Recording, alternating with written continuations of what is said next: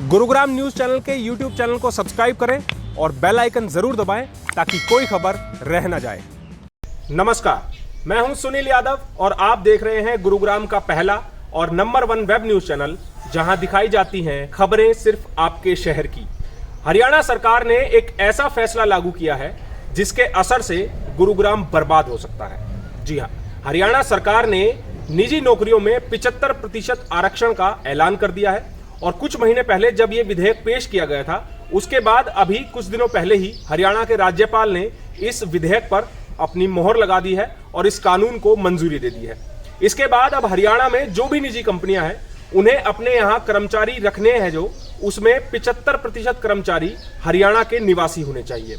इस फैसले का किस तरह से गुरुग्राम और जो बाकी जिले हैं जहां पर इंडस्ट्रीज हैं उन पर असर पड़ेगा और क्या वो असर ऐसा प्रतिकूल होगा कि गुरुग्राम शहर बर्बाद हो जाएगा, वो आपको हम इस अपनी स्पेशल रिपोर्ट में दिखाते हैं।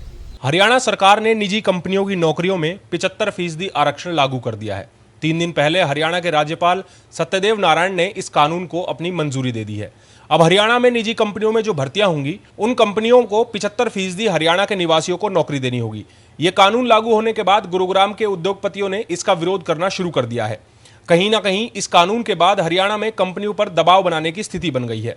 गुरुग्राम के उद्योगपतियों का भी मानना है कि निजी कंपनियों पर यह कानून थोपा जा रहा है। सरकार को इस तरह कंपनियों पर दबाव नहीं बनाना चाहिए, क्योंकि उद्योगों में नौकरियों में आरक्षण की बजाय योग्यता पर नौकरियां दी जाएंगी तो शायद हरियाणा का ज्यादा विकास होगा। सरकार को नए उद्योगों के लिए अनुकूल कानून बनाने चाहिए। अगर इस तरह के दबाव वाले कानून बनेंगे तो फिर उद्योग कैसे आएंगे?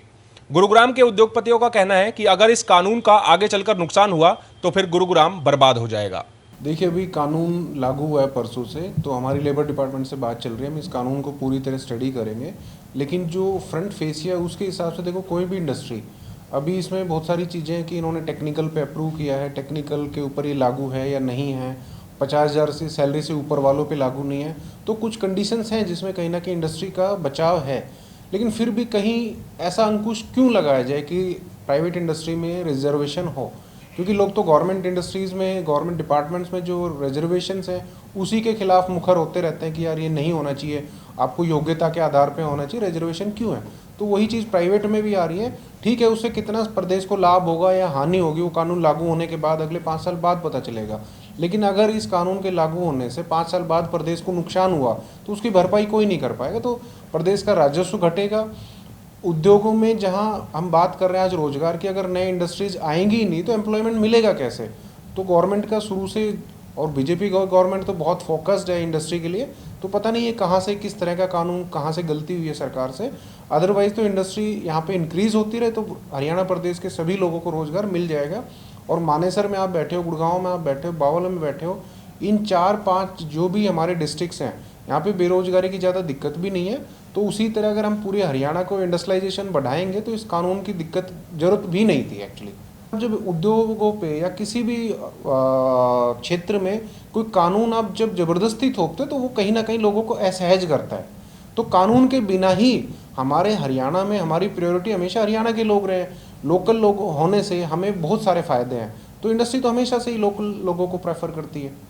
देखिए सर, जब ये बिल आया था तो उद्योगों के अंदर कहीं ना कहीं एक रोष था कि उनको एक कानून से बांध दिया जाएगा, क्योंकि यहाँ ज़्यादातर क्या है, ऑटोमोबाइल और गारमेंट्स यूनिट है जिसमें बाहर के लोग बहुत काम करते हैं। लेकिन उसके बाद सरकार ने कुछ अमेंडमेंट किए इसमें कि टेक्निकल लोगों पर ये लागू नहीं होगा।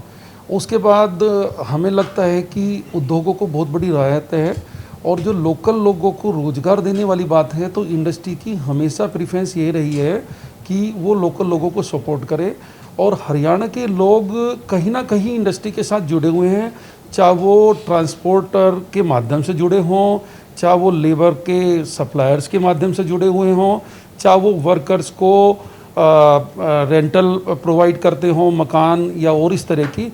तो कहीं ना कहीं इंडस्ट्री के साथ लोकल लोग तो जुड़े हुए हैं। इससे मुझे नहीं लगता कि इस कानून की ऐसी सरकार को लाने की कोई ज़रूरत थी। कोई ख़ास इसकी ज़रूरत थी नहीं, क्योंकि जो हरियाणा के लोग जो सक्षम हैं उनको काम मिल रहा है, पहले से ही मिल रहा है। जो रोजगार जॉब नहीं करते वो किसी न किसी व्यवसाय के माध्यम से जुड़े हैं, चाहे वो अपना होटल चला रहे हैं, चाहे वो कैंटीन चला रहे हैं कंपनी में।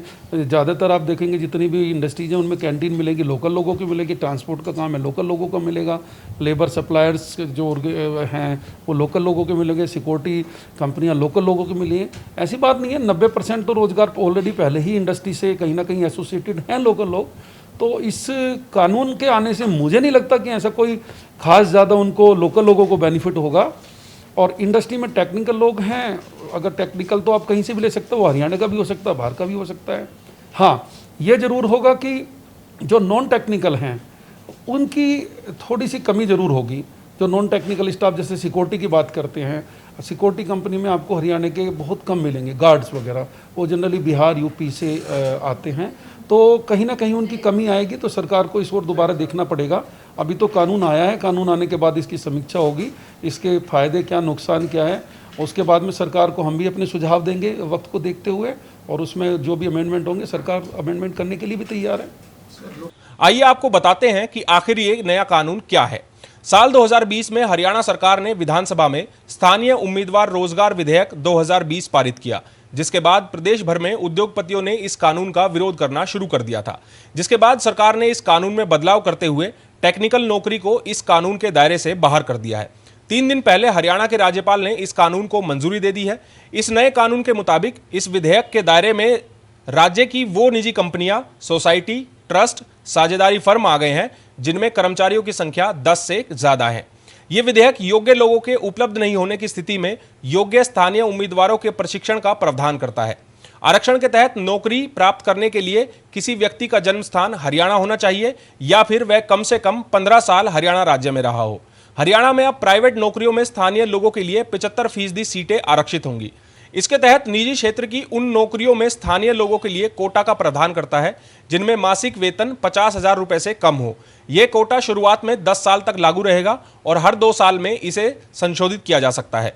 कांग्रेस के नेताओं का कहना है कि सरकार इस तरह के गलत विधेयक लाकर गुरुग्राम को बर्बाद करना चाहते हैं। अगर सरकार को रोजगार की इतनी चिंता है तो हिसार या जीटी रोड बेल्ट पर नए उद्योग लगाएं और वहां के लोगों को नौकरियां दें। लेकिन सरकार तो पहले ही चल रही कंपनियों पर तलवार लटकाकर गुरुग्राम को बर्बाद करना चाहती है।